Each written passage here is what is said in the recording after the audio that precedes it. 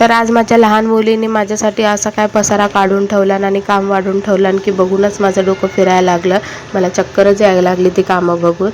तर नमस्कार, मी पूजा विवेक जाधव. सॉरी, माझ्या मुलीने असं काहीच काम वाढवलं नाही आहे. मीच हे सगळं फ्रीजमधलं सामान काढलं आहे. म्हटलं चला आज वेळ आहे तर फ्रीजला चांगलं घासपूस करूया. कारण मला आठवतं मी 1.5 ते 2 वर्ष का 1.5 वर्ष झालं असेल मी असं पूर्ण सामान बाहेर काढून पुन्हा डीप क्लिनिंग केलेलं.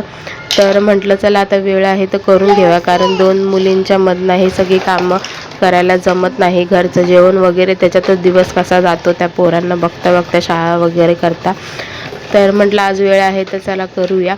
जास्त घाण झालं नव्हतं कारण मी रोजच्या रोज हात अशी फिरवत राहते, काय सांडलं बिंडलं काय लागलं असेल तर पण असं कॅबिनेट वगैरे काढून मी हे सगळं पसारा आधी सगळं घासून वगैरे घेतलं, सामान बाहेर काढलं. नंतर हे सगळे जे ब्रॅकेट्स होते ते घासले आणि नंतर हे सगळे आता धुवून पुसून ठेवते मी आता ह्याला. आणि या काचा एक दुसऱ्याला अशा चिपकून बसल्या की तसं काय एक दुचकीलियेच बनल्या असतील.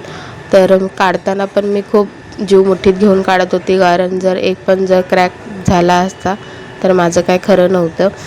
तर शेवटी निघाल्या त्या आणि मग घेतलं त्यांना पुसून.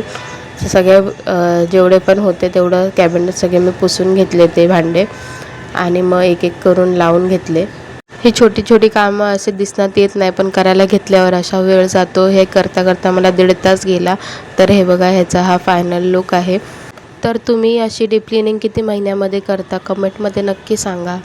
तर चला बाय. व्हिडिओ आवडला असेल तर लाईक आणि शेअर करायला विसरू नका. Tata, bye bye.